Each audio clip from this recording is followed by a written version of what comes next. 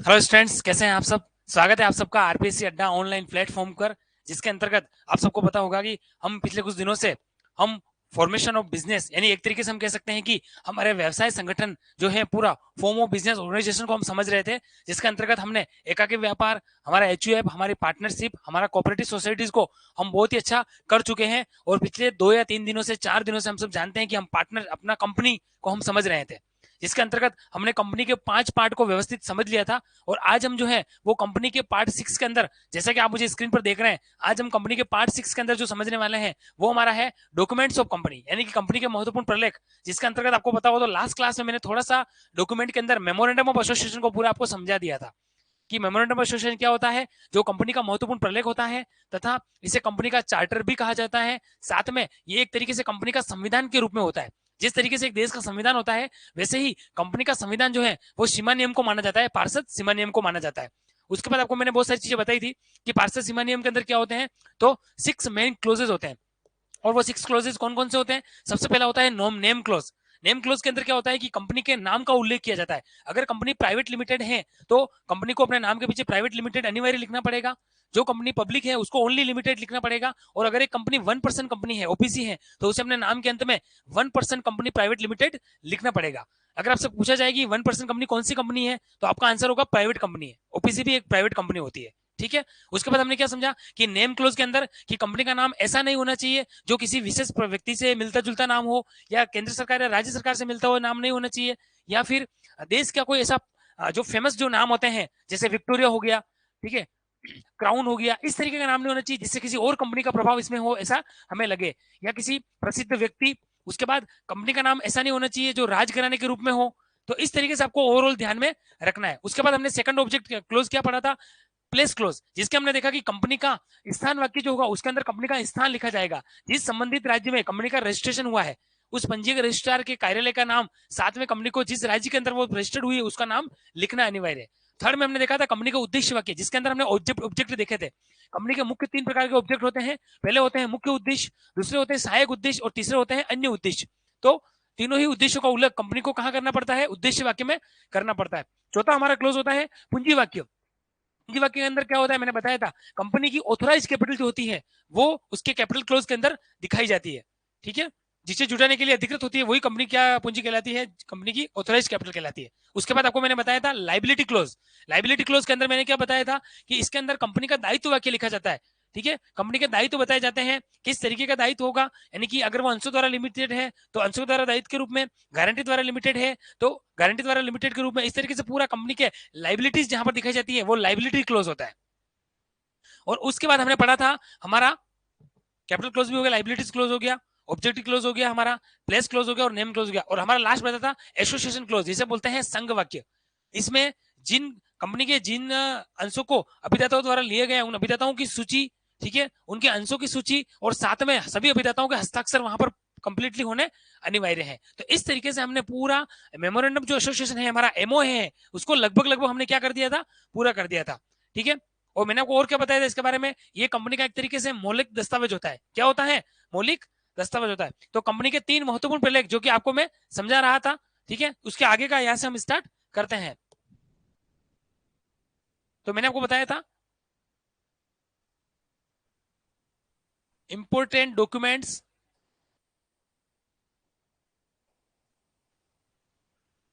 Important documents of company.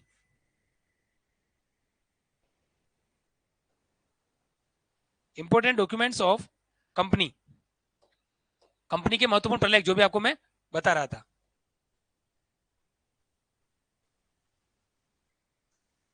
Company के महत्वपूर्ण प्रलेख, company के महत्वपूर्ण प्रलेख। और मैंने आपको बताया था कंपनी के महत्वपूर्ण प्रलेख कितने प्रकार के होते हैं? 3 प्रकार के होते हैं। एक तो होता है हमारा एमओ है, जिसको मैंने कल पूरा डिस्कस कर लिया था, तो ओनली अभी मैं लिख रहा हूं, लेकिन उसकी डेप्थ जो डिटेल्स हैं वो हम ऑलरेडी लिख चुके हैं। तो एक तो होता है हमारा memorandum of association, memorandum of association, इसे क्या बोलते हैं? पार्षद सीमा नियम।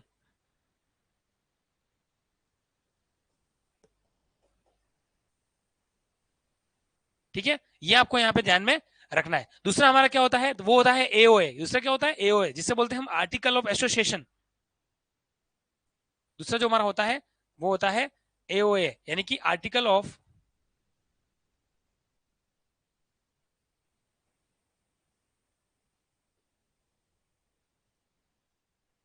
ठीक है, इसको शॉर्ट में एमओए भी बोलते हैं। मेमोरेंडम एसोसिएशन को एमओए और आर्टिकल ऑफ एसोसिएशन क्या बोलते हैं, एओए। इसे हिंदी में बोलेंगे हम पार्षद अंतर नियम। यहीं से हम आज स्टार्ट करने वाले हैं। और मैंने आपको बताया भी था पार्षद अंतर नियम हमारे क्या होते हैं, कंपनी के आंतरिक रूल्स होते हैं। जो कंपनी के आंतरिक नियमावली होती है ना, वही पार्षद अंतर नियम कहलाता है। ये उतने कठोर नहीं होते हैं जितने की पार्षद सीमा नियम के अंदर रूल्स होते हैं, ठीक है। और तीसरा हमारा होता है, और वो होता है प्रोस्पेक्टस। और प्रोस्पेक्टस तो हम जनरल वर्ड में भी यूज करते हैं। किसी भी कंपनी का, किसी भी ऑफिस का, किसी भी कार्यालय का या स्कूल कॉलेज का एक प्रोस्पेक्टस होता है। उसमें स्कूल से संबंधित, कॉलेज से संबंधित में क्या होता है, सारी चीजें दी जाती है, सारे विवरण बताए जाते हैं। क्या रूल्स एंड रेगुलेशंस होंगे, फीस स्ट्रक्चर्स क्या होगा, टाइमिंग क्या होगा, उस कॉलेज की फैकल्टी कौन होती है, इस तरीके से आप सबको पता होगा, एक प्रोस्पेक्टस होता है। तो वैसे ही कंपनी का भी अपना क्या होता है, एक प्रोस्पेक्टस होता है। तो प्रविवरण क्या होता है, जिसके अंदर कंपनी के अंशों के संबंध में, कंपनी कैसे अंश इशू करेगी, किस तरीके से करेगी, जनता को निर्गमन देती है, वो सारी बातें इसके प्रविवरण में उल्लेखित होती है। तो तीनों जो ये कंपनी के महत्वपूर्ण प्रलेख होते हैं, उनका अपना अपना महत्व होता है। तो तीसरा आप लिखो प्रोस्पेक्टस, ठीक है, और इसको बोलेंगे हम प्रविवरण। प्रोस्पेक्टस को बोलेंगे हम प्रविवरण, यानी कि, ठीक है। तो ये इस तरीके से कंपनी के तीन प्रकार के क्या होते हैं, मेजर हमारे डॉक्यूमेंट्स होते हैं, जिसके अंदर मैंने आपको एक बात तो बता दी थी और पूरा कल समझा दिया था, और वो था हमारा एमओ है, जिसको मैंने आज की क्लास में स्टार्टिंग से ही पूरा रिवाइज भी आपको करवा दिया है, ठीक है। तो ये आपको विशेष रूप से यहाँ पर ध्यान में रखना है। तो एमओए काफी इंपोर्टेंट होता है, ठीक है। इसको ज्ञापन या प्राणदायक प्रलेख भी बोला जाता है। इसको अन्य रूप में ज्ञापन प्रलेख भी बोला जाता है, लिख लो कहीं पर, ऐसे वर्ड्स कभी कभी पूछ लिए जाते हैं। इसको ज्ञापन प्रलेख भी बोलते हैं, ठीक है, या इसको प्राणदायक प्रलेख भी बोला जाता है। क्यों बोलते हैं प्राणदायक प्रलेख, क्योंकि मेन सबसे इंपॉर्टेंट यही होता है। इसको प्राणदायक प्रलेख भी बोला जाता है, और कंपनी का मौलिक प्रलेख भी बोलते हैं। ये सारी चीजें मैं लिख रहा हूं, इसका मतलब आपको ध्यान में रखना है, ठीक है। तो कंपनी के तीन महत्वपूर्ण प्रलेख होते हैं, जो इस स्लाइड के माध्यम से मैंने आपको समझा दिया है, ठीक है। और आपको थोड़ा सा क्या ध्यान रखना है, इस तरीके की जो इंपॉर्टेंट चीजें मैंने आपको बता दी, आपको इसमें तो एक तो स्पेशल क्लोज के बारे में ध्यान रखना है। जो मैंने आपको सारे क्लोजेस जो बताए थे, वो सबसे इंपॉर्टेंट होते हैं। तो क्लोजेस के बारे में आपको विशेष रूप से यहाँ पे ध्यान में रखना है,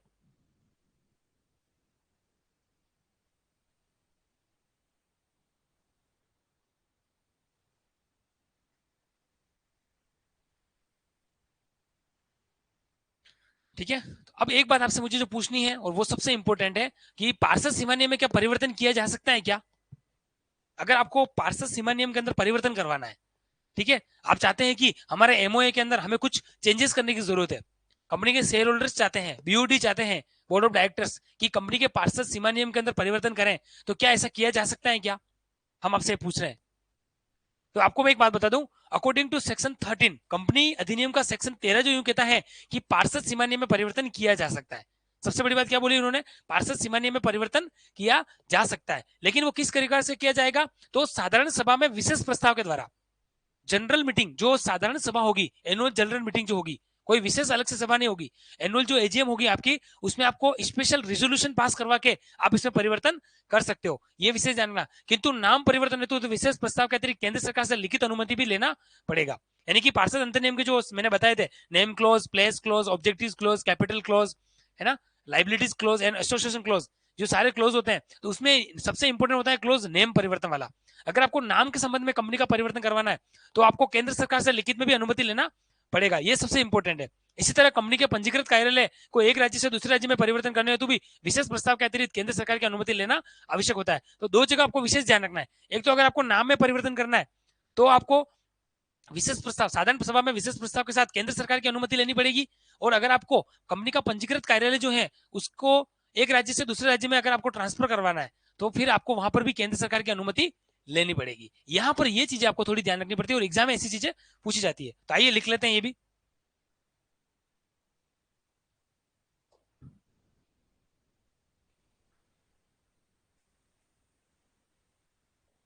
according to section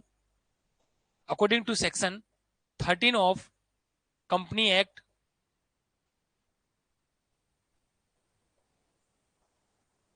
2013, according to section 13 of company act 2013, there may be changes in the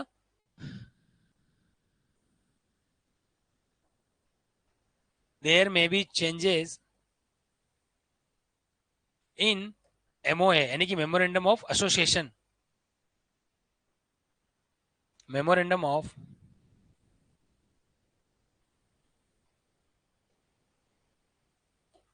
ठीक है। क्या बोला है सेक्शन 13 ने कि हाँ पार्षद अंतर नियम में आप पार्षद सीमा नियम के अंदर चेंजेस आप कर सकते हो, कोई इशू वाली बात नहीं है, ठीक है। लेकिन आपको क्या ध्यान रखना पड़ेगा कि साधारण सभा में विशेष प्रस्ताव पारित करना पड़ेगा। क्या करना पड़ेगा? साधारण सभा में विशेष प्रस्ताव पारित करना पड़ेगा। But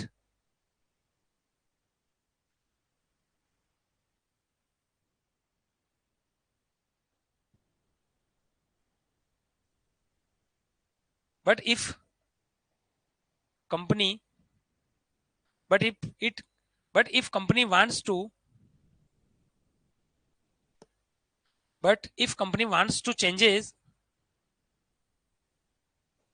in MOA, then it has to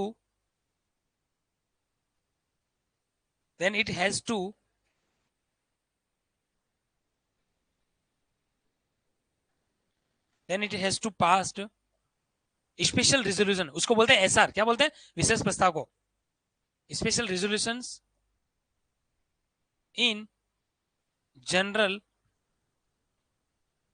meeting, ठीक है। ये आपको विशेष रूप से ध्यान में रखना है। But if company wants to changes in MON, then it has to pass special resolutions in general meeting. Company को उस समय क्या करना पड़ेगा? एक साधारण सभा में विशेष प्रस्ताव पारित करना पड़ेगा। ये कंपनी के लिए क्या हो गई? एक बाध्यता हो गई, क्योंकि हम जानते हैं अगर आप ऐसा प्रस्ताव के लिए इस तरीके का प्रतिबंध नहीं रखोगे तो आसानी से कोई भी एमओए के अंदर बार बार चेंजेस करता रहेगा। कभी उद्देश्य बदल देगा, कभी स्थान वाक्य को बदल देगा, कभी दायित्व के अंदर कुछ चेंजेस कर लेगा, कभी ऑथोराइज कैपिटल में चेंजेस कर देगा। निश्चित रूप से करेगा ना। जब आप किसी को जनरल इंस्ट्रक्शन देते हो और आपने उसके लिए रूल्स भी जनरल रखे हैं तो सामने वाले को कोई दिक्कत ही नहीं आएगी, वो कुछ भी कर सकता है। इसलिए कंपनी के लिए इस तरह का थोड़े प्रावधान रखे गए, क्योंकि कंपनी अपने आप एक बहुत बड़ा होता है, जहां पर वित्तीय क्षेत्र में इतना बड़ा कारोबार किया जाता है, लार्ज स्केल पर प्रोडक्शन किए जाते हैं, ठीक है, हजारों लाखों की संख्या में जहां शेयर होल्डर्स होते हैं, ठीक है, कंपनी की पूंजी करोड़ों अरबों रुपए में होती है, तो एक कंपनी अपने आप में एक बहुत बड़ा सेक्टर होता है। तो कंपनी के अंदर इस तरीके के रूल्स होना बहुत जरूरी है। तभी तो कंपनी एक्ट में बार बार चेंजेस होते रहते हैं। 1956 के बाद हमारा 2013 आया, ठीक है, उसमें ओपीसी भी आया, लिमिटेड लाइबिलिटी के बारे में नए कंसेप्ट आए, ठीक है, कंपनी के रूल्स एंड रेगुलेशंस में बहुत सारे परिवर्तन हुए। तो कहने का मतलब क्या होता है कि इस तरीके के रूल्स जो होते हैं जरूरी होते हैं, ठीक है। तो ये आपको पता लग गया। अब यहां पर दो चीज आपको विशेष ध्यान रखनी है, ठीक है। तो लिखो इसमें, अगर कंपनी पार्षद सीमा नियम में अगर कंपनी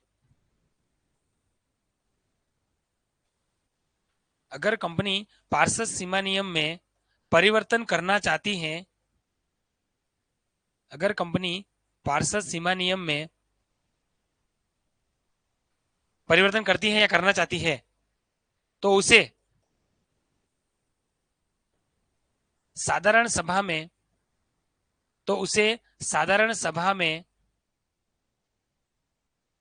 विशेष प्रस्ताव पारित करना पड़ेगा।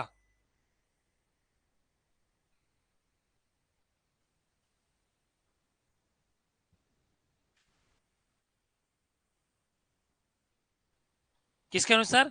धारा 13 के अनुसार, ठीक है। सेक्शन 13 में बात बोली, कंपनी पार्षद सीमा नियम में क्या कर सकती है? एक तो साधारण सभा में जनरल मीटिंग के अंदर स्पेशल रिजोल्यूशंस के साथ वो क्या कर सकती है कि वो अपने पार्षद सीमा नियम में परिवर्तन कर सकती है, ठीक है। ये आपको विशेष ध्यान रखना है। अब नाम के संबंध में तो आपको थोड़ा सा और स्पेशल बोला है, नाम और पंजीकृत कार्यालय के संबंध में। तो लिखो इसमें,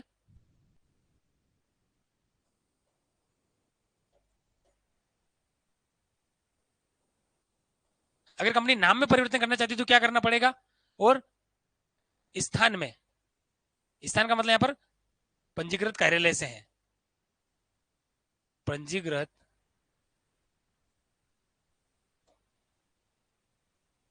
ठीक है, यानी कि स्थान।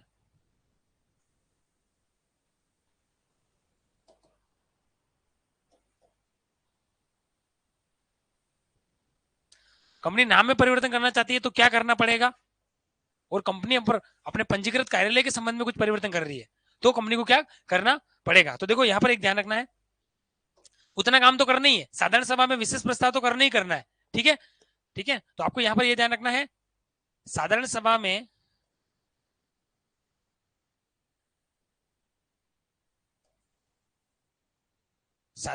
में विशेष प्रस्ताव तो करना ही है।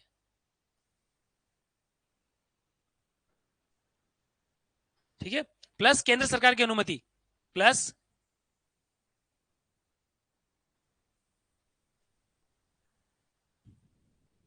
केंद्र सरकार की क्या करनी पड़ेगी, अनुमति लेनी पड़ेगी, और वो भी ऐसे नहीं, लिखित में, रिटर्न में, केंद्र सरकार की लिखित में।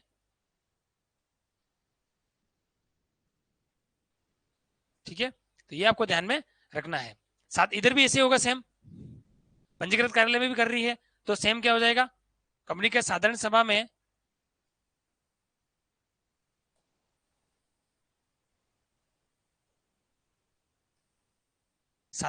में विशेष प्रस्ताव,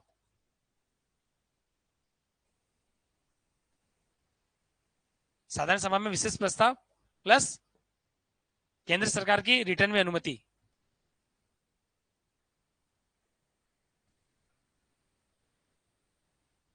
केंद्र सरकार की लिखित में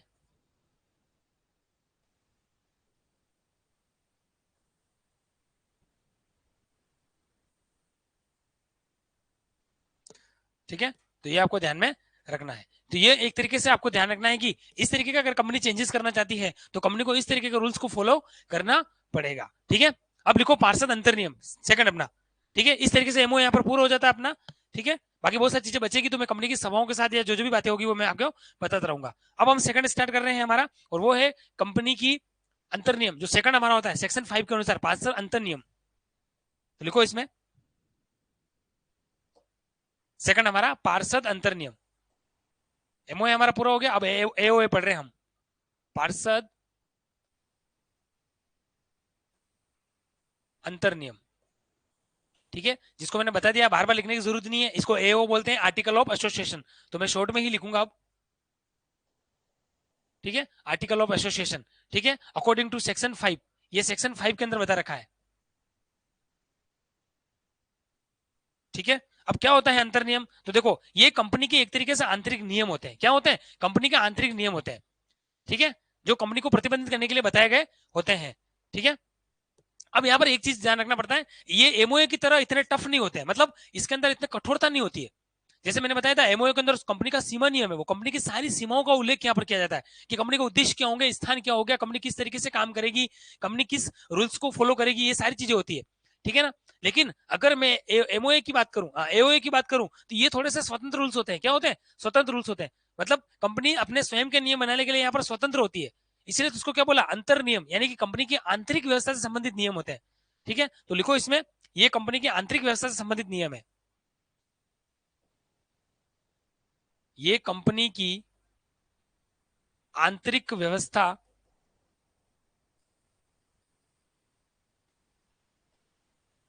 ये कंपनी की आंतरिक व्यवस्था से संबंधित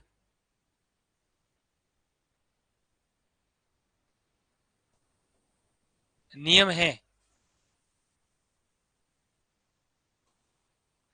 ये कंपनी की आंतरिक व्यवस्था से संबंधित क्या है, नियम है। दूसरी हम क्या बात करेंगे यहां पर, तो ये ध्यान रखना है, इसे बनाने के लिए कंपनी स्वतंत्र है।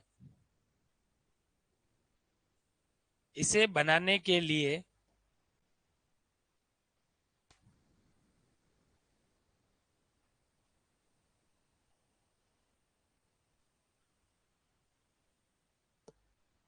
ठीक है, तो ये एक तरह से क्या करेंगे, this are the internal system of companies, मतलब एक तरीके से क्या है, कंपनी का आंतरिक व्यवस्था से संबंधित इसमें क्या होता है, रूल्स होते हैं। तो लिखो इसमें, these are these are the internal rules of .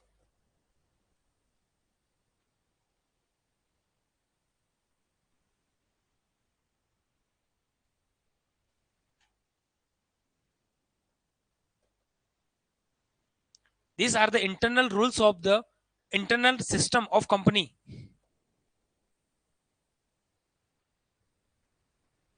Internal system of company.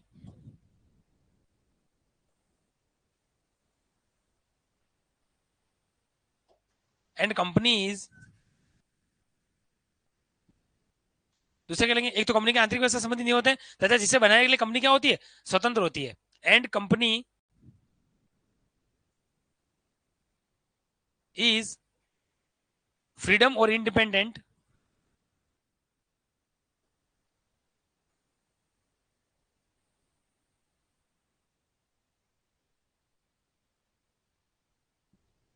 independent to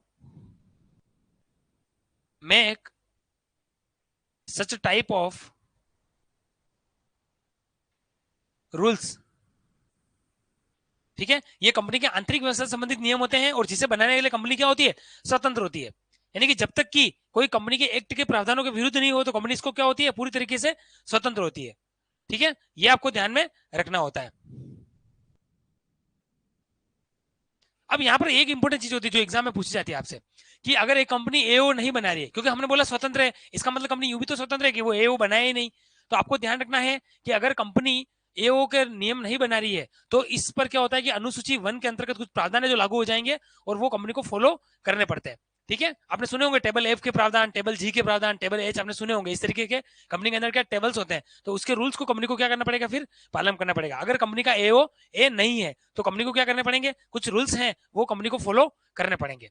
ठीक है, जैसे कंपनी अपने शेयर इश्यू कर रही है, शेयर संबंध में कुछ नियम उसको जानने हैं तो उसको क्या करना पड़ेगा, अगर उसका एओए नहीं है तो कंपनी को टेबल एफ के रूल्स फॉलो करने पड़ेंगे. क्या करने पड़ेंगे, टेबल एफ के रूल्स फॉलो करने पड़ेंगे. ठीक है, वैसे ही टेबल एच होती है. ठीक है, अगर एक कंपनी लिमिटेड बाय गारंटीड है बट उसके शेयर कैपिटल नहीं है तो टेबल एच फॉलो करेगी. ठीक है, और टेबल जी किसके लिए होगा, जिसके पास अपने शेयर कैपिटल है, गारंटेड कंपनी जिसकी शेयर कैपिटल है.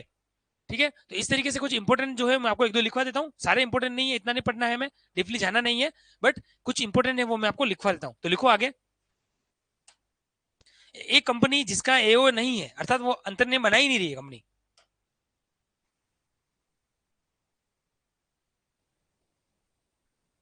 एक कंपनी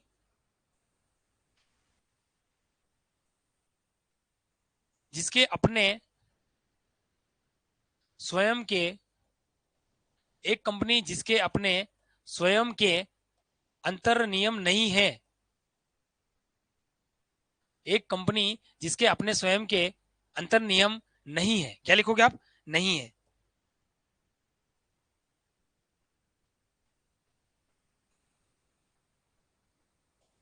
ठीक है, एक कंपनी जिसके अपने स्वयं के अंतर नियम नहीं है, ठीक है, तो फिर वो टेबल एफ के रूल्स है वो फॉलो करेगी. क्या करेगी, टेबल एफ के रूल्स फॉलो करेगी. तो लिखो, तो उस स्थिति में कंपनी को क्या क्या करना होता है, तो दो तीन चीजें मैं आपको लिखवा रहा हूँ वो लिख लो. ठीक है, एक तो वो उसको टेबल जो है वो एफ के रूल्स फॉलो करने पड़ेंगे, या लिखो टेबल जी, या लिखो टेबल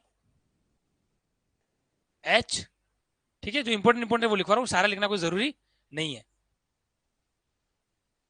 अगर एक कंपनी जिसके अंतर नियम नहीं है तो फिर उसको ये इस तरीके के रूल्स क्या करने पड़ेंगे, फॉलो करने पड़ेंगे. अब टेबल एफ क्या कहता है कि कंपनी लिमिटेड बाय शेयर्स, ठीक है, जो अंशों द्वारा सीमित कंपनी है उसको क्या करना पड़ेगा, टेबल एफ के रूल्स को फॉलो करना पड़ेगा. तो उस कंडीशन में क्या करनी करेगी,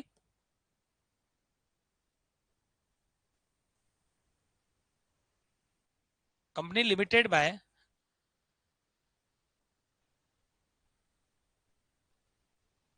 अंशों द्वारा सीमित कंपनी, ये आपको यहां पे ध्यान में रखना है. अब टेबल जी क्या बोलता है कि कंपनी लिमिटेड तो है गारंटी के द्वारा, यहां पर शेयर के द्वारा नहीं, गारंटी के द्वारा है. ठीक है, विथ हैविंग शेयर कैपिटल, मतलब साथ में अंश पूंजी भी है. तो आपको लिखना है कंपनी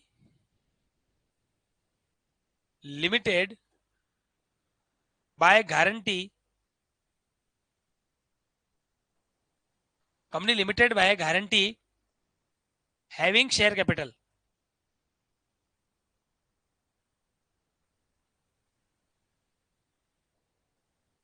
जिसकी क्या है, जो गारंटी द्वारा सीमित है, अब मैं बार बार ये चीजें बताऊंगा नहीं क्योंकि अननेसेसरी सेशन अपना लंबा हो जाएगा। अब आपको मैंने एक एक चीज जब कंपनी का टाइप्स पढ़ाया तो बता दिया था कि गारंटी द्वारा सीमित क्या होती है, अंशों द्वारा सीमित क्या होती है। यहाँ पर बार बार मैं वो चीजें नहीं बताऊंगा, ठीक है। लेकिन एक बार वो बता देता हूँ, गारंटी द्वारा सीमित कौन सी होती है, जिस कंपनी के जो होल्डर्स होते हैं, शेयर होल्डर्स, ठीक है, उनकी गारंटी तक ही उनका दायित्व होता है। तो सीधी सी बात है कि वो कंपनी कौन सी होगी, गारंटी द्वारा लिमिटेड होगी। और जिन कंपनी के शेयर होल्डर जिन्होंने अंश खरीद रखे हैं, ठीक है, और अंशों के ऊपर जितने जितनी राशि चुका दी है और अब जो बची हुई रहती है यानी कि बकाया जो मांग है वहां तक ही अगर उनकी लाइबिलिटी है तो फिर क्या कहलाएगी कंपनी, वो अंशों द्वारा सीमित कहलाएगी, लिमिटेड बाय शेयर्स कहलाएगी, ठीक है। जैसे मान लो किसी कंपनी में एक कंपनी ने 10,000 शेयर इशू किए, ठीक है, और पर्टिकुलर एक व्यक्ति ने मान लो 100 शेयर खरीदे और एक शेयर 10 रुपए का था तो उसने 1,000 रुपए के शेयर खरीदे, लेकिन उसने अभी तक अलॉटमेंट तक 5 रुपए ही चुका है, तो 5 रुपए की राशि उसके बाकी है। तो 100 × 5 यानी कि वो 500 रुपए तक ही कंपनी के लिए उसका दायित्व बना रहेगा, उसके बाद उसकी कोई लाइबिलिटी नहीं रहेगी। तो इस तरीके से क्या होगी, आपको मैंने कंसेप्ट ऑलरेडी समझा दिए हैं कि अंशों द्वारा लिमिटेड क्या होती है, गारंटी द्वारा लिमिटेड क्या होती है। अब टेबल एज के अंदर क्या होगा, इसका जस्ट अपोजिट होगा। यहां पर क्या है, कोई शेयर कैपिटल नहीं है, तो लिखो कंपनी लिमिटेड द्वारा,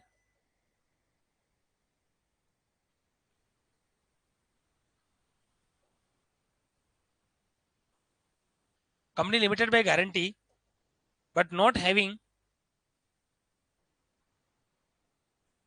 but having not share capital,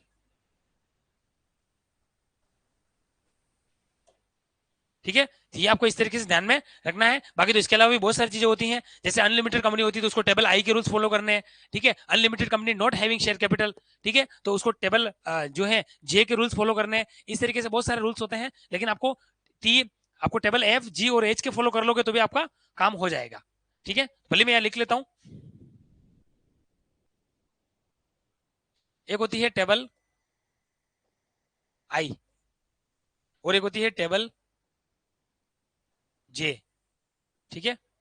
तो आई के अंदर क्या होगा, जो अनलिमिटेड कंपनी होती है, अनलिमिटेड कंपनी कौन सी कंपनी, अनलिमिटेड कंपनी पर शेयर कैपिटल के साथ,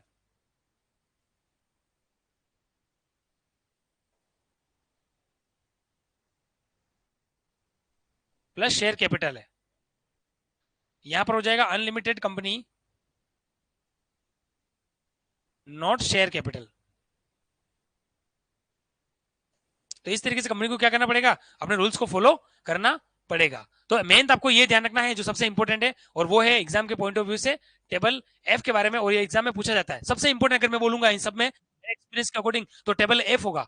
टेबल एफ के बारे में आपको क्वेश्चन पूछा जा सकता है कि जो कंपनी अपने अंतर्नियम नहीं बनाती है उन्हें निम्न में से कौन से जो टेबल है उसके रूल्स फॉलो करने पड़ेंगे। तो आपको ध्यान रखना है, ऐसे ऑप्शन आएंगे table F T G H I J के कुछ भी दे सकते हैं, तो आपको टेबल एफ वाला याद रखना है। कंपनी लिमिटेड बाय शेयर, अंशों द्वारा जो सीमित कंपनी, क्योंकि जनरली मैक्सिमम कंपनी इस तरीके की हमें दिखती है, ठीक है, कंपनी जनरली शेयर कैपिटल वाली ही होती है। तो उसके अंदर में ध्यान रखना है कि ये जो है एग्जाम के पॉइंट ऑफ व्यू से आपसे पूछा जा सकता है टेबल एफ वाला, ठीक है। चलते हैं नेक्स्ट। अब सेम वैसे ही जैसे मैंने आपको एमओएम बोला, क्या अंतर नियमों में भी परिवर्तन किया जा सकता है, तो आपको बोलना यस किया जा सकता है। अकॉर्डिंग टू सेक्शन 40 कंपनी क्या कर सकती है, company can change in the AOA यानी कि आर्टिकल ऑफ एसोसिएशन के अंदर कंपनी चेंज कर सकती है, ठीक है। लेकिन यहाँ पर ध्यान रखना, कोई केंद्र सरकार की अनुमति नहीं लेनी होती है, यहाँ पर एक साधारण सभा में विशेष प्रस्ताव पारित करना होता है। तो लिखो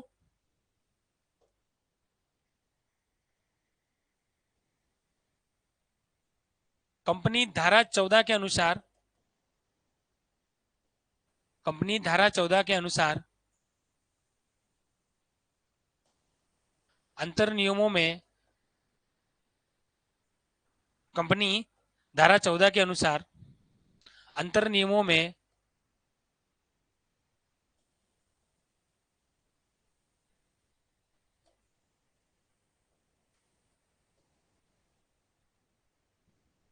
कंपनी धारा 14 के अनुसार अंतर नियमों में परिवर्तन कर सकती है, ठीक है। ये आपको विशेष रूप से यहाँ पे ध्यान में रखना है। कंपनी अकॉर्डिंग टू सेक्शन 14 क्या बोला है, कंपनी अंतर नियमों में क्या कर सकती है, बदलाव कर सकती है। ये आपको ध्यान में रखना है, कंपनी धारा 14 के अनुसार अंतर नियमों में परिवर्तन कर सकती है, ठीक है। लेकिन कैसे कर सकती है, तो ये आपको यह ध्यान रखना है। तो यहाँ लिखिए आप, लेकिन साधारण सभा में, लेकिन साधारण सभा में विशेष प्रस्ताव के द्वारा,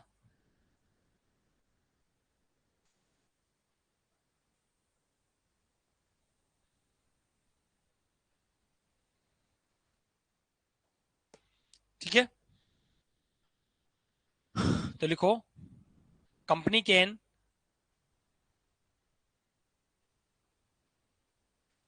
चेंज इन एओए बट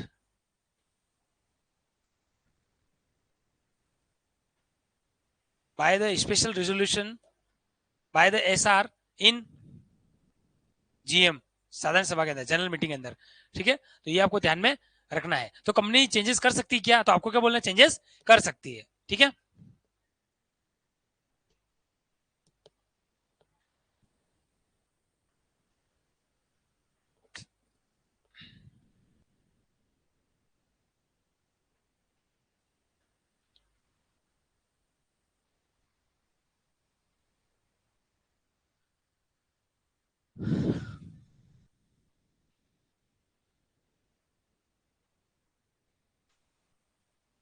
अब आपको एक इंपॉर्टेंट जो बता रहा हूं वो है, कुछ ऐसे रूल्स होते हैं जैसे संरचनात्मक सूचना का सिद्धांत होता है, डॉक्ट्राइन ऑफ कंस्ट्रक्टिव नोटिस, आपने सुना होगा, doctrine of constructive notice.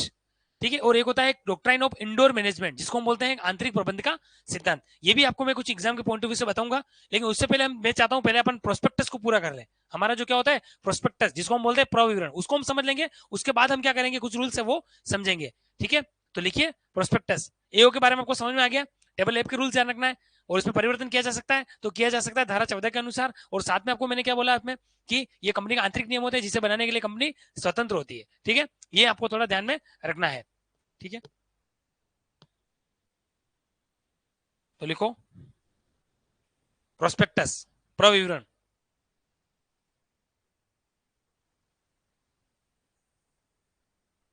Prospectus.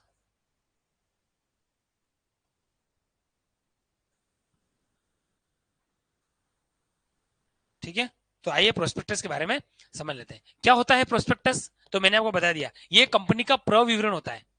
ठीक है, इन दोनों के अतिरिक्त होता है। ठीक है, और ये क्या कहलाता है, कंपनी का प्रविवरण कहलाता है।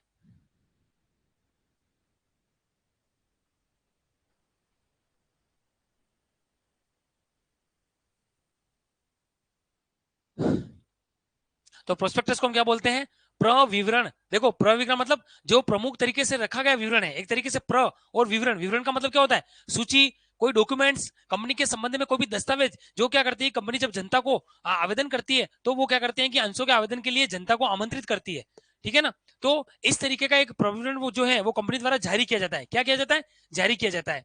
ठीक है, तो इसे ही प्रविवरण कहा जाता है। और एक कंपनी का ये भी क्या होता है, एक महत्वपूर्ण प्रलेख होता है, एक दस्तावेज होता है। ठीक है, तो सबसे पहले लिखो सेक्शन 2 सब सेक्शन 17 के अंदर इसको बता रखा है,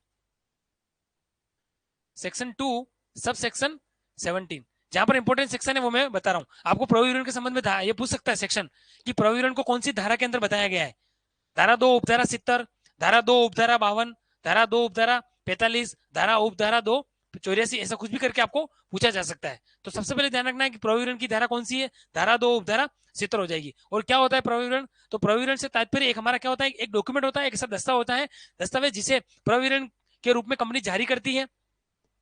ठीक है, तथा इसमें कोई भी सूचना हो सकती है, कोई मेमोरेंडम से संबंधित कोई विज्ञापन हो सकता है। ठीक है, अन्य कोई दस्तावेज हो सकता है जिसके अंतर्गत कंपनी अंशों को खरीदने के लिए जनता को क्या करती है, आमंत्रण देती है, आमंत्रित करती है। ठीक है, और इसी को क्या कहा जाता है, प्रविवरण कहा जाता है। ठीक है, तो लिखो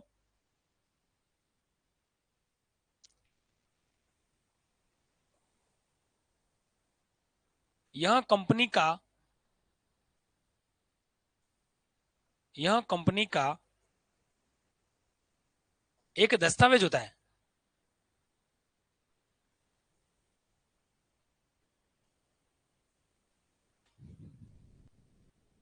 जिसके द्वारा कंपनी, जिसके द्वारा कंपनी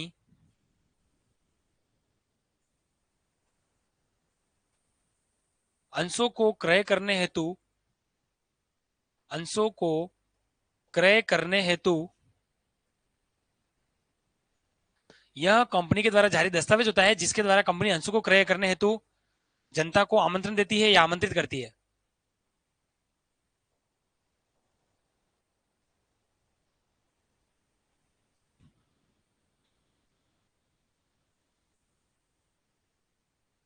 आया समझ में? तो ये सबसे पहले बेसिक जो है वो इसका एक नियम होता है प्रविवरण का। ठीक है, ठीक है। तथा इसमें कोई भी क्या हो सकती है, सूचना हो सकती है, परिपत्र, विज्ञापन या अन्य कोई दस्तावेज हो सकता है। मतलब इसमें कंपनी के संबंध में कोई सूचना, इसमें कंपनी के संबंध में, इसमें कंपनी के संबंध में कोई सूचना,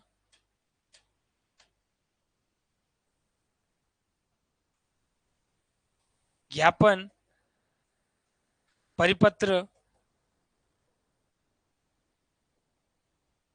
ठीक है, या आमंत्रण, कुछ भी हो सकता है।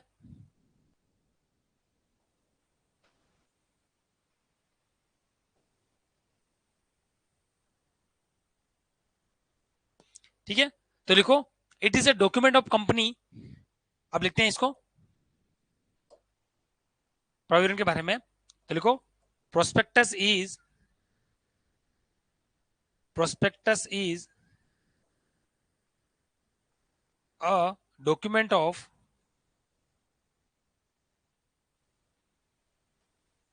Company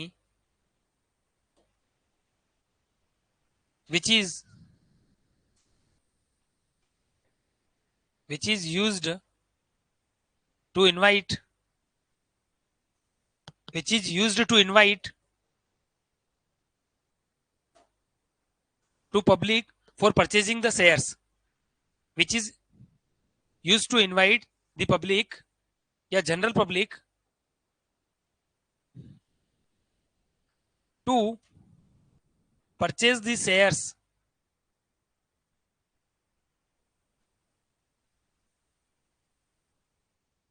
of company।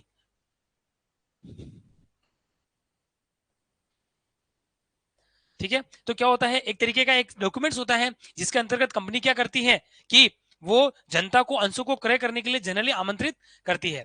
ठीक है, और इसमें कंपनी के संबंध में और क्या हो सकता है, कोई सूचना हो सकता है।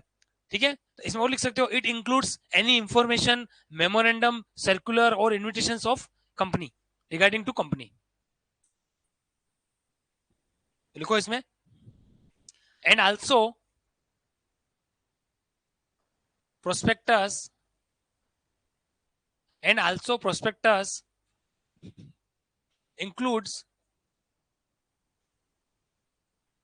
any information,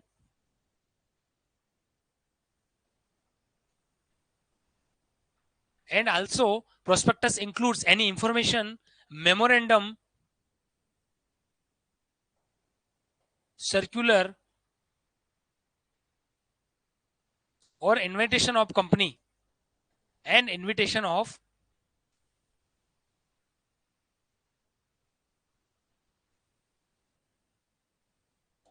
ठीक है। तो आगे समझ में प्रविवरण क्या होता है तो आपको ध्यान में रखना है। ठीक है, तो इस तरीके से जो प्रोस्पेक्टस होता है उसको हमने समझा है कि प्रोस्पेक्टस किस रूप में काम करता है और प्रोस्पेक्टस के अंदर एक्चुअल में होता क्या है।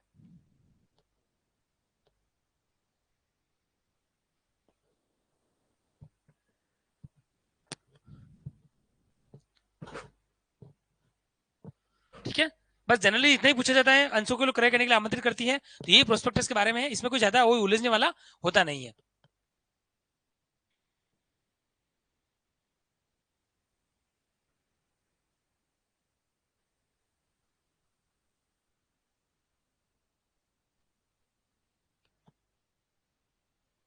तो इस तरीके से आपको क्या करना है, थोड़ा बहुत इसमें ध्यान में रखना है।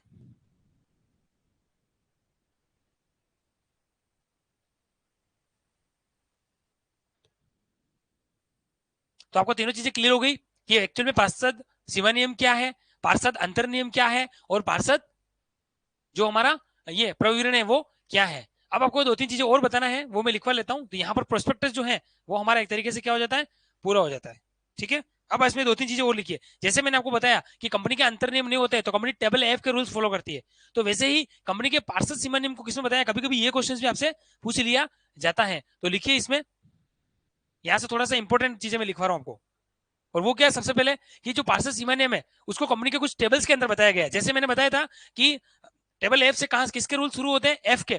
टेबल एफ से अंतर नियमों के संबंध में रूल्स होते हैं, table F G H I J, इस तरीके से। तो table A B C D और ई के अंदर अगर हम बात करेंगे तो वहां पर एमओए से संबंध में रूल्स होते हैं। तो यहां पर आप लिखो tables related to MOA. MOA के संबंध में कौन कौन सी टेबल है जो संबंधित है, मतलब कौन कौन से रूल्स इसमें आएंगे, ठीक है। और इधर लिखो आप टेबल्स रिलेटेड टू एओ ए। आए समझ में मैं क्या बताना चाह रहा हूं? तो आपको यहां पर यह ध्यान रखना है कि देखो आप, जो टेबल ए होती है ए टू ई तक, वो इससे संबंध में होती है, एमओए के संबंध में। और टेबल हमारी एफ टू आई जे जो भी ले लो, वहां तक हमारी कौन सी होती है? इससे रिलेटेड होती है। ये आपको थोड़ा सा ध्यान रखना है। आपको इस संबंध में भी क्वेश्चन आपको डीपली पूछा जा सकता है, इतना डीपली जनरली जाते नहीं है, लेकिन फिर भी आपको पूछा जा सकता है, तो आपको ये भी ध्यान में रखना है। तो टेबल ए क्या होता है मैंने आपको बता दिया था, ठीक है। जैसे को एओए के रूल्स तो मैंने आपको उस समय बता दिए थे, ठीक है। जैसे मैंने बताया था एफ में कौन सा रूल्स आएगा, जो अंशों द्वारा सीमित कंपनी है, ठीक है। तो इसमें लिखो आप टेबल एफ में आएगा हमारा कंपनी लिमिटेड बाय शेयर्स। ये आपको ध्यान में रखना है, और सबसे इंपॉर्टेंट भी यही होता है हमारा।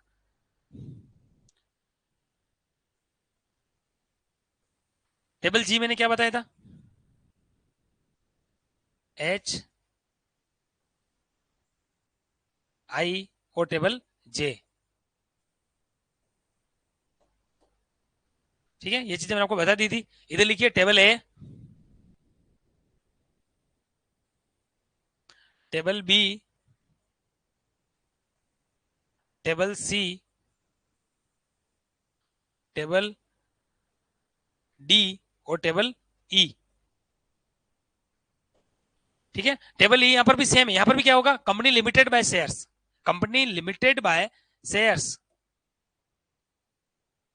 वैसे इतना डीपली जाते नहीं है, इस तरह क्वेश्चन आपको बहुत डीपली नहीं पूछाते हैं। आपको सिर्फ टेबल ए से रिलेटेड पूछ सकते हैं और इधर एफ से रिलेटेड पूछ सकते हैं, ठीक है। लेकिन फिर भी आपको थोड़ा बहुत पता होना चाहिए कि टेबल बी के अंदर किस तरह के रूल्स हैं, टेबल सी के अंदर क्या रूल्स हैं, ठीक है। और कोई कंपनी को इसको फॉलो करना पड़ता है, तो चीजें वही चलेगी, दोनों में सेम चलेगी। देखो अब यहां पर क्या होगा, टेबल बी के अंदर जो गारंटी के द्वारा सीमित कंपनी है, और साथ में क्या है? बिना अंश पूंजी वाली कंपनी है। कौन सी है? बिना अंश पूंजी वाली। तो इसमें लिखो आप limited by guarantee plus not capital. ये याद रखना, शेयर कैपिटल नहीं है। इसमें हो जाएगा limited by guarantee but capital. ये आपको इतने इस तरीके से ध्यान में रखना है, ठीक है। और ये हो जाएगा अनलिमिटेड कंपनी, लेकिन जिसकी शेयर पूंजी नहीं है। Unlimited but not share, unlimited plus share. बस ये आपको इस तरीके से ध्यान में रखना है, और ये आपको मैंने ऑलरेडी बता दिए थे, लेकिन एक बार फिर से लिखना चाहो, समझना चाहो, तो आप लिख लीजिए। तो टेबल एफ के अंदर मैंने बताया था अंतर नियमों के अंदर कौन से रूल्स होते हैं, जिसके अंतर्गत कंपनी क्या होती है? लिमिटेड होती है बाय शेयर्स, ठीक है। और बाकी ऐसा कैसे लिखना हो तो आप लिख सकते हो। इसमें आप लिखोगे कंपनी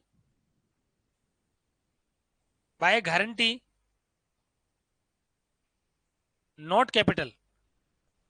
बस इतना सबको याद रखना है, जिसके अंदर क्या होगी? कंपनी गारंटी के द्वारा सीमित है, बट इसके अंदर क्या होगा? ये आपको शॉर्ट में समझ में आ रहा होगा कि अंशों के द्वारा जो गारंटी द्वारा जो कंपनी सीमित है, उसको इस तरीके से लिखना है, ठीक है।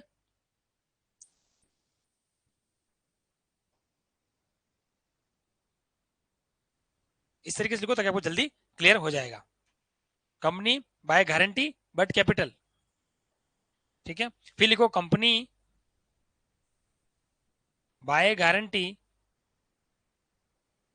प्लस नॉट कैपिटल, तो आप समझ गए होंगे, ठीक है। फिर आप लिखो कंपनी जो कि कौन सी है? अनलिमिटेड है, जिसकी असीमित दायित्व है।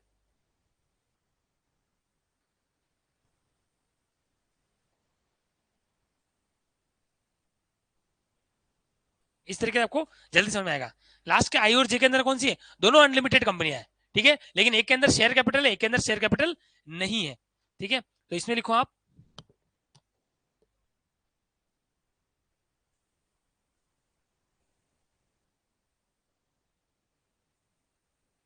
ठीक है, एक में शेयर कैपिटल, इसमें कैपिटल नहीं है। इस तरीके से आप जब सिस्टमेटिक सीक्वेंस के रूप में समझोगे तो आपको जल्दी क्लियर हो जाएगा और आपको कोई दिक्कत नहीं आएगी,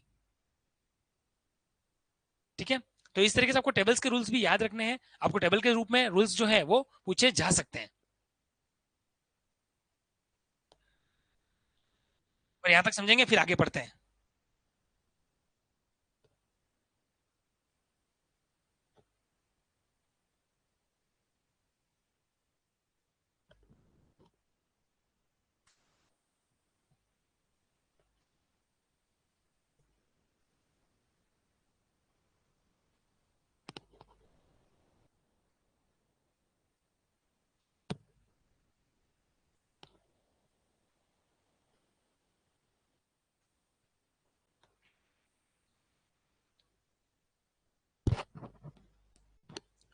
तो इस तरीके से पूरा सिस्टमेटिक तरीके से आपको क्या करना है, चीजों को याद करना है और साथ में समझना है, ताकि आप अच्छे से क्या कर पाएंगे, अपनी तैयारी कर पाएंगे। अब जो हम समझने वाले हैं वो मैं आपको बता रहा था कि देखो ये यहाँ पर तो हमारे कंपनी के डॉक्यूमेंट्स जो हैं वो एक तरीके से लगभग लगभग पूरे हो जाते हैं, ठीक है। अब कंपनी के क्या होते हैं कि दो प्रकार के सिद्धांत होते हैं, वो मैं आपको बता दूं। एक होता है संरचना सूचना का सिद्धांत और एक होता है आंतरिक प्रबंध का सिद्धांत। यहाँ पर भी आपको कभी कभी पूछ लिया जाता है कि संरचनात्मक सिद्धांत क्या होता है, और दूसरा होता है कि जो डॉक्ट्रिन ऑफ इंडोर मैनेजमेंट, जिसको बोलते हैं आंतरिक प्रबंध का सिद्धांत, ये क्या होता है। इस तरीके का कभी कभी आपके क्वेश्चंस पूछे जाते हैं। तो आइए मैं पहले समझा देता हूँ। इस तरीके से हमारे ये तीनों पूरे हो जाते हैं, यहाँ पर एमओए, एओए और प्रोस्पेक्टस हमारा पूरा हो जाता है, ठीक है। और मैंने आपको 2-3 दिन से रेगुलर बोल रहा हूँ, आपने मुझे सुना है कि मैंने आपको बताया था एक कंपनी के उद्देश्य होते हैं, वो उद्देश्यों से बाहर जाके कार्य नहीं कर सकती है, ठीक है ना। क्योंकि अगर कंपनी उद्देश्यों से बाहर जाकर कार्य करती है तो वो अल्ट्रा वायरस रूल्स के अकॉर्डिंग क्या है, कंपनी एक तरीके से क्या मानी जाती है, अवैध मानी जाती है, और साथ में एक तरीके से कह सकते हो कि कंपनी अपने अधिकार नियमों का उल्लंघन कर रही है, ऐसा माना जाएगा, ठीक है। तो कंपनी केवल वही कार्य करेगी जो उसके उद्देश्यों में लिखा हुआ है।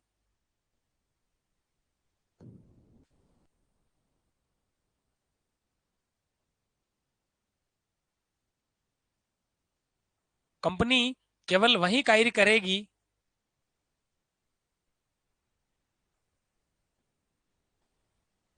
कंपनी केवल वही कार्य करेगी जो उसके उद्देश्यों में,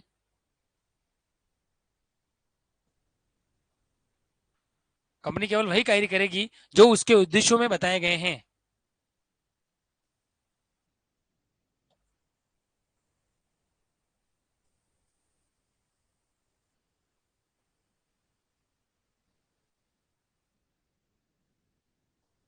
ठीक है, कंपनी केवल वही कार्य करेगी जो उसके उद्देश्यों में बताए गए हैं, ठीक है। अगर इससे बाहर जाएगी तो एक तरह से क्या माना जाएगा, अल्ट्रा वायरस जो है वो कहा जाएगा।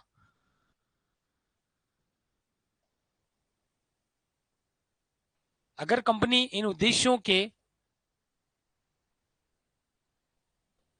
अगर कंपनी इन उद्देश्यों के बाहर जाकर कार्य करती है, अगर कंपनी इन उद्देश्यों के बाहर जाकर कार्य करती है,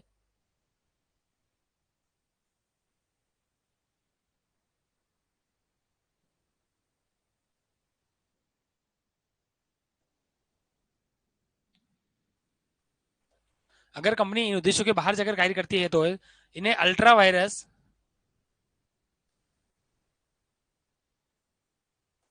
आपने सुना होगा नाम, इन्हें अल्ट्रा वायरस प्रिंसिपल्स कहा जाता है।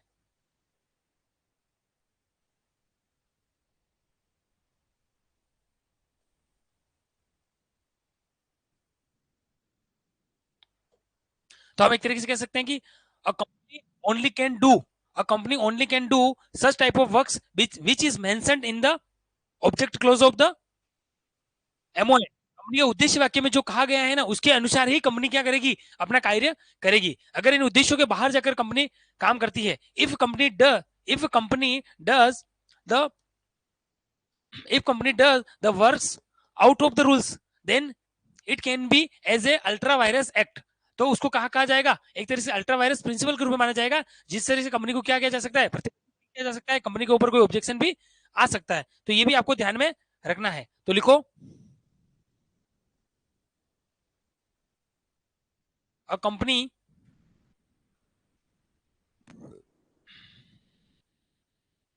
तो इसमें लिखो, अ कंपनी विल, या इस तरह से लिख लो आप, a company can,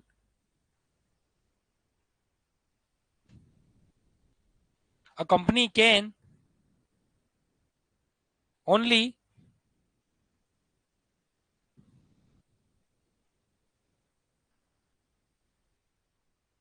a company can do only such type of works which is which is mentioned in objective clause, which is mentioned in object clause in MOA, जो मैंने आपको बताया था एमओ क्या होता है, मेमोरेंडम ऑफ एसोसिएशन, जिसका उद्देश्य वाक्य में जो कंपनी के उद्देश्य बताया गया। और मैंने बताया था 3 प्रकार के उद्देश्य होते हैं, मुख्य उद्देश्य कंपनी के जो मेन ऑब्जेक्टिव्स होते हैं, दूसरे होते हैं सहायक जिसको सब्सिडरी बोलते हैं, ऑक्सिलरी जो सहायक जो मुख्य उद्देश्यों की प्राप्ति में क्या होते हैं, सहायक होते हैं, और तीसरे होते हैं कंपनी के अदर रूल, अदर जो ऑब्जेक्टिव होते हैं, तो उसको बोलेंगे अदर ऑब्जेक्टिव्स। तो इस तरीके से कंपनी क्या करेगी, ये भी आपको ध्यान रखना है। कभी कभी ऐसा क्वेश्चन भी आपसे पूछा जा सकता है, ठीक है, कि कंपनी अगर उद्देश्यों से बाहर जाकर कार्य करती है तो उन्हें क्या कहा जाता है, आंतरिक प्रबंध के नियम, ठीक है, संरचनात्मक सूचना का सिद्धांत, या अल्ट्रा वायरस का सिद्धांत, या उपयुक्त में से कोई नहीं। तो इस तरीके का क्वेश्चन भी आपसे पूछा जा सकता है, तो आंसर हो जाएगा अल्ट्रा वायरस। ठीक है, तो ये भी आपको ध्यान में रखना है।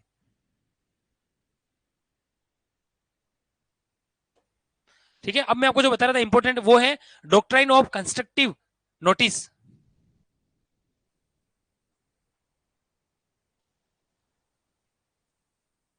डॉक्ट्राइन ऑफ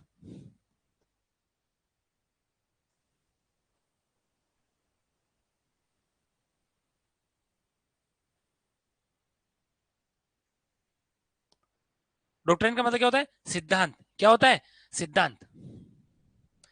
अब क्या होता है डॉक्ट्राइन ऑफ सिद्धांत, सुनो, इसको बोलते हैं संरचनात्मक सूचना का सिद्धांत। क्या होता है, संरचनात्मक सूचना का सिद्धांत।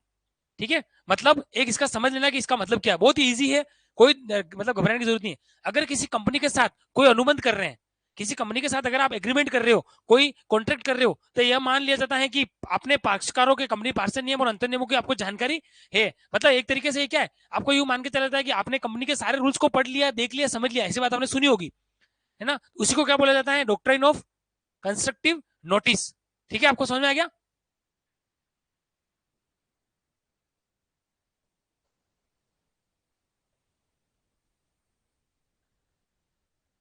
संरचनात्मक सूचना का सिद्धांत,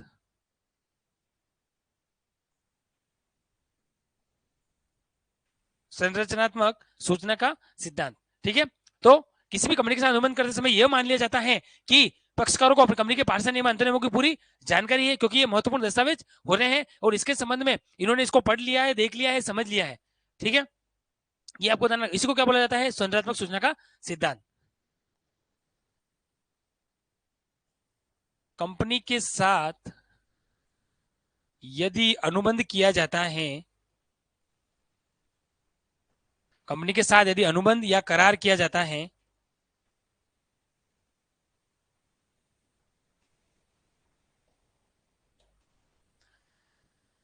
तो यह मान लिया जाता है कि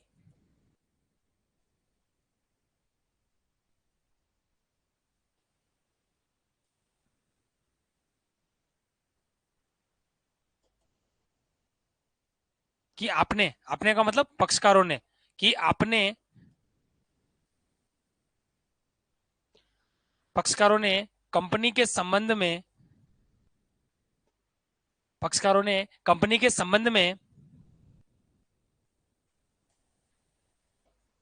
सारी जानकारी को, कंपनी के संबंध में सारी जानकारी को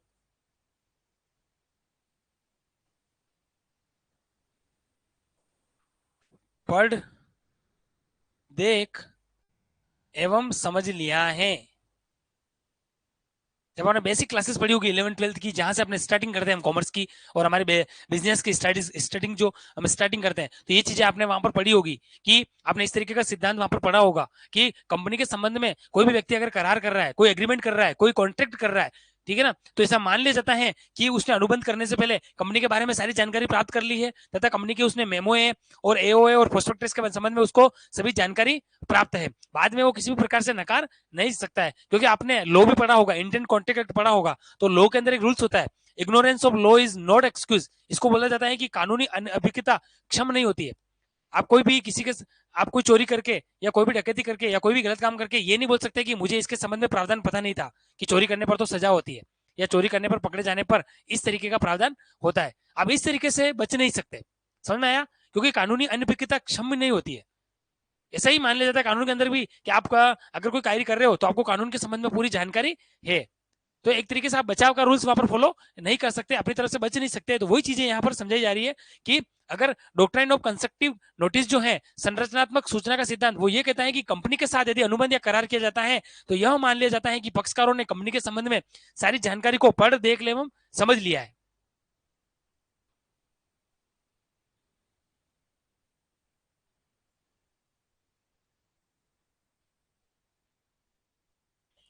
जैसे एमओए, एओए आदि के संबंध में, जैसे एमओए, एओए आदि के संबंध में,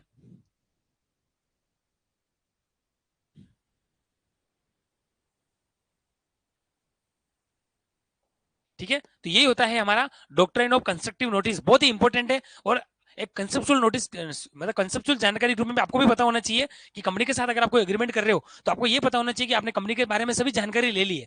कल आप बच नहीं सकते कि मुझे ये चीज पता नहीं थी। तो इस तरीके से आपको ध्यान रखना है। इसी तरीके से एक और होता है, उसको बोलते हैं डॉक्ट्राइन ऑफ इंडोर मैनेजमेंट। ये भी आपने सुना होगा, ठीक है। देखो इसका मतलब क्या होता है, देखो अगर आप कंपनी के साथ अनुबंध करते हो तो जो थर्ड पार्टीज होती है, तृतीय पक्षकार होती है, उनसे यह उम्मीद नहीं की जा सकती कि वो कंपनी के आंतरिक प्रबंध का भी ध्यान रखे, ठीक है। ये इसी को बोला जाता है डॉक्ट्राइन ऑफ इंडोर मैनेजमेंट, ठीक है।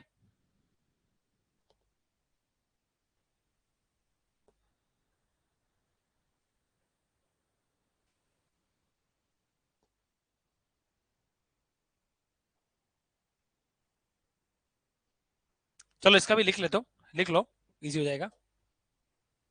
तो लिखो,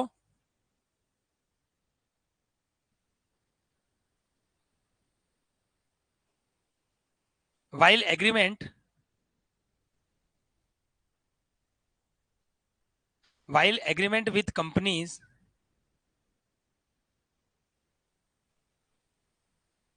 ठीक है। हम क्या लिख रहे हैं कि कंपनी के साथ अनुबंध करते समय यह करार किया जाता है, कंपनी के साथ यदि अनुबंध या करार किया जाता है तो मान लिया जाता है कि पक्षकारों ने कंपनी के संबंध में सारी सूचनाओं को पढ़ लिया है। तो while agreement with company, it is assumed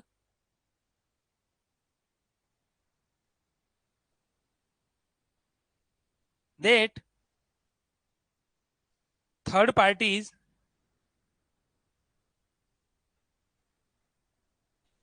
have read, seen and understood the MOA, AOA and other documents of company, ठीक है। आया समझ में? तो ये आपको विशेष रूप से ध्यान में रखना है। वाइल एग्रीमेंट विद कंपनी, जब कंपनी के साथ आप एग्रीमेंट कर रहे हो, it is assumed that third parties have read, seen and understood the memorandum of association, article of association and other legal documents or important documents regarding the company या with company। इस तरीके से आपको ध्यान में रखना है। तो आपको पता होगा कि यही हमारा जो सिद्धांत है वो ये माना जाता है। अब एक और लिख लो आप, ठीक है। उसके बाद हम सेशन को ओवर करेंगे और वो होता है doctrine of indoor management.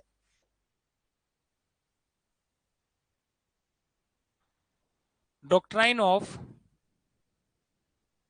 Indoor management, doctrine of indoor management, इसको बोलते हैं आंतरिक प्रबंध का सिद्धांत। आंतरिक प्रबंध का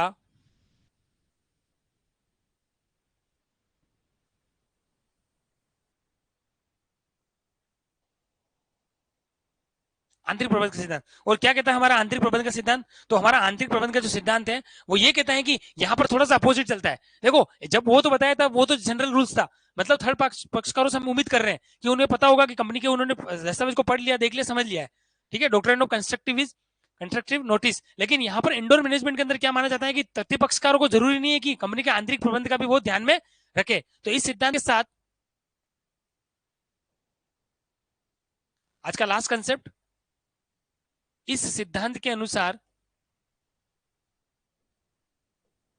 तृतीय पक्षकारों से, इस सिद्धांत के अनुसार तृतीय पक्षकारों से आप न तो ये उम्मीद करोगे, न इश्यू की अपेक्षा रखोगे। तो इस सिद्धांत के अनुसार तृतीय पक्षकारों से यह उम्मीद नहीं की जा सकती